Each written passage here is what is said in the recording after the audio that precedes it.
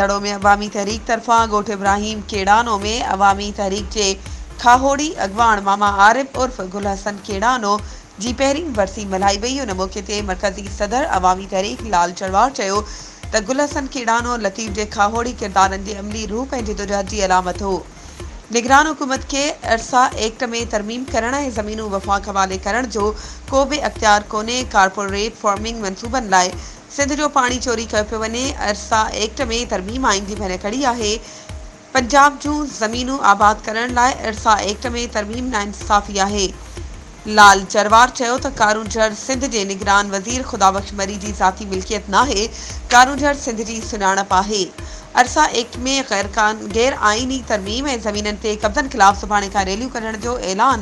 टंडोबागो, खोस्की, कड़ियो घमर, गुलारची, खोरवा, नुशरो फिरोज़ ऐं ॿियनि शहरनि में रैलियूं कढियूं वेंदियूं।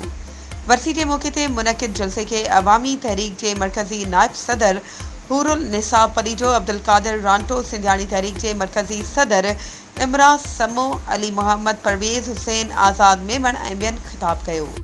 इलेक्शन 2024 जे सिलसिले में तव्हां बि पंहिंजे तक जे पसंदीदा उम्मीदवार खे कामयाब बणाइण ऐं इलेक्शन मुहिम में सपोर्ट करण लाइ CN न्यूज़ ते इश्तिहार ज़रिए पंहिंजे उम्मीदवार जी चूंड मुहिम में हिस्सो वठी सघो था।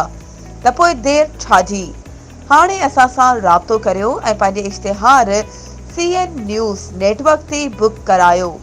वधीक राब्ते लाइ WhatsApp नंबर 03447223464। तेज़ तरीन news network CN news plus.